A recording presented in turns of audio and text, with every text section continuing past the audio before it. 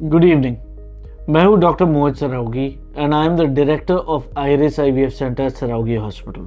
आज मैं आप सबके साथ बात करने वाला हूं एक बहुत ही पेनफुल टॉपिक के बारे में, जो है मिसकैरेजेस।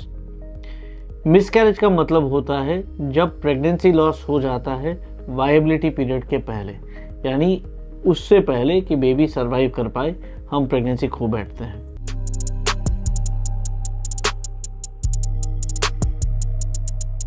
मिसकैरेज बहुत अर्ली स्टेज में भी हो सकता है, जिसे हम बायोकेमिकल प्रेगनेंसी बोलते हैं। ये अर्ली प्रेगनेंसी यानी पहले 3 महीने में भी होता है, जिसको फर्स्ट ट्राइमेस्टर लॉस बोलते हैं। और ये 12 से 20 हफ्ते के बीच में भी हो सकता है, इसको बोलते हैं सेकंड ट्राइमेस्टर प्रेगनेंसी लॉस या second trimester miscarriage. Now initial stage में जब बेबी बनता है तो ये ट्यूब में बनता है, फैलोपियन ट्यूब में बनता है। फिर धीरे धीरे बेबी जाके यूट्रस के अंदर लाइनिंग पे चिपकता है एंड यहाँ पे यूट्रस और बेबी के बीच में क्रॉस इंट्रैक्शन होता है। यूट्रस बेबी को नरिशमेंट देती है, बेबी अपना एक्सक्रीटा और बायोकेमिकल वेस्ट यूट्रस में सिक्रीट करता है। जब तक ये इंट्रैक्शन अच्छे से चलते रहता है बेबी आगे बढ़ता है। अगर ये इंट्रैक्शन में कहीं ना कहीं प्रॉब्लम आया तो बेबी का ग्रोथ हैम्पर हो सकता है। अगर सोनोग्राफी से पहले बेबी का ग्रोथ हैम्पर हुआ तो और बेबी वहां पे कंटिन्यू नहीं हुआ तो इसको बायोकेमिकल प्रेगनेंसी लॉस बोलते हैं। कभी कभी सोनोग्राफी में बेबी दिख जाता है, हार्ट बीट्स भी आ जाते हैं and then suddenly heart beats बंद हो जाते हैं, इसको अर्ली प्रेगनेंसी लॉस बोलते हैं। एंड कभी कभी जब बेबी डेवलप्ड होता है 11-12 वीक्स तक जाता है फिर हम उसको खो बैठते हैं, इसको लेट प्रेगनेंसी लॉस बोलते हैं। नाउ 95% केसेस में मिसकैरेज का कोई कारण नहीं होता। इसका ये मतलब है कि अगर किसी के साथ मिसकैरेज का हादसा हुआ है तो 95% से ज़्यादा चांस है कि नेक्स्ट प्रेगनेंसी में ये दोबारा नहीं होगा। But there is another spectrum जहाँ पे पेशेंट्स में बार बार मिसकैरेजेस होता है। कई बार पेशेंट्स आते हैं जिनके पास 4, 5, 6 मिसकैरेज का हिस्ट्री रहता है एंड इन पेशेंट्स में इन डेप्थ इवैल्यूएशन की ज़रूरत होती है। ना रिकरेंट मिसकैरेजेस कब होता है? ये तब हो सकता है अगर बच्चों यानी एम्ब्रियो में ही प्रॉब्लम है, या फिर यूट्रस पे प्रॉब्लम है, या बॉडी बेबी को टॉलरेट नहीं कर पा रही, यानी बॉडी की खुद की इम्यूनिटी बेबी पे आक्रमण या अटैक कर रही हो। नाउ अगर बेबी में कोई जेनेटिक इशू है तो ये इनहेरिट हो सकता है या मदर के एग से या फादर के स्पर्म से।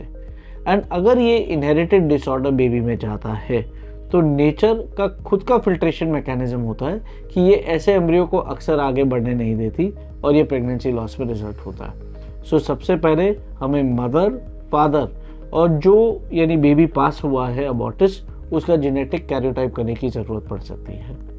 कभी कभी दोष यूट्रस में होता है, जैसे अगर यूट्रस अंडर डेवलप्ड है, यूट्रस की लाइनिंग कमजोर है या यूट्रस के अंदर पर्दा या गांठ है, तो ये भी कई बार रिकरेंट मिसकैरेज का कारण बन सकता है। अगर ऐसा है तो 3D सोनोग्राफी, क्लिनिकल एग्जामिनेशन, इसमें ये आइडिया लग जाता है एंड कई सारे एनोमली सर्जिकली करेक्टेबल होते हैं। जैसे कि अगर यूट्रस में सेप्टम है तो हम टेलीस्कोप या हिस्ट्रोस्कोप डाल के वो पर्दा हटा सकते हैं एंड कई बार इसी से प्रॉब्लम सॉल्व हो जाता है। एंड थर्ड स्पेक्ट्रम होता है जहाँ पे बॉडी की खुद की इम्यूनिटी एम्ब्रियो को टॉलरेट नहीं कर पाती, उस पर रिएक्शन डेवलप होता है, जैसे एलर्जिक रिएक्शन। और क्योंकि इम्यूनिटी बेबी पे अटैक करती है, ये बेबी को आगे ग्रो नहीं करने देती और सस्टेन नहीं करने देती। ये स्पेक्ट्रम ऑफ पेशेंट्स का मैनेजमेंट अलग रहता है। इनमें कई बार हमें इम्यूनोमोड्यूलेटर्स देने पड़ते हैं, जैसे स्टेरॉइड्स, इंट्रालिपिड्स, इंट्राग्लोबुलिन या भाग्लोब जैसे इंजेक्शंस होते हैं जो कि इम्यूनोमोड्यूलेशन करते हैं and immune rejection of embryo के चांसेस रिलेटिवली कम कर सकते हैं। सो इसका मतलब ये है कि अगर हम रिकरेंट मिसकैरेजेस से सफ़र कर सकते हैं तो ये ट्रीटेबल भी हो सकता है। एंड अगर हम प्रॉब्लम की जड़ तक जा सके और करेक्ट ट्रीटमेंट दे तो there is a very good possibility कि अपने नेक्स्ट प्रेगनेंसी में हम प्रेगनेंसी सस्टेन भी कर पाएंगे एंड इसको 9 मंथ्स तक कैरी भी कर पाएंगे। बट इसके लिए करेक्ट स्पेशलिस्ट के पास जाके खुद का इवैल्यूएशन करना एब्सोल्युटली नेसेसरी है। सो इस नोट पे मैं आपको एडवाइस देना चाहूँगा कि अगर आप प्रेग्नेंट हैं, स्पेशली अर्ली प्रेगनेंसी में, तो हम मिसकैरेज के साइंस कैसे डिटेक्ट कर सकते हैं एंड इसको प्रिवेंट कैसे कर सकते हैं। कुछ पेशेंट्स में मिसकैरेज बिना साइंस या बिना सिम्टम्स के प्रेजेंट करता है, बट देन कुछ पेशेंट्स में वार्निंग टेलटेल साइंस होते हैं, जैसे लोअर एब्डोमिनल क्रैम्पिंग, ब्लीडिंग या स्पॉटिंग। ये सारे वार्निंग साइंस होते हैं कि भाई मिसकैरेज हो सकता है। यदि आप प्रेग्नेंट है एंड ऐसा कुछ भी हुआ तो जल्द से जल्द अपने ऑब्स्टेट्रिशियन या गायनेकोलॉजिस्ट के पास जाइए, हो सकता है वो आपको एडमिट करेंगे, हो सकता है ब्लीडिंग रोकने के लिए मेडिसिन देंगे, बट अगर वो अक्यूट एपिसोड हम कंट्रोल पे ला सकते हैं तो सीरियस कॉम्प्लिकेशंस प्रिवेंट किए जा सकते हैं। So on a parting note, my advice to all pregnant women is कि अर्ली प्रेगनेंसी में थोड़ी सी सावधानी ज़्यादा रखिए। पेट पे जोर आए या लोअर एब्डोमेन पे प्रेशर आए, ऐसे काम नहीं करने हैं, बट लाइट रूटीन एक्टिविटी बिल्कुल करिए, इस पर कोई प्रॉब्लम नहीं है।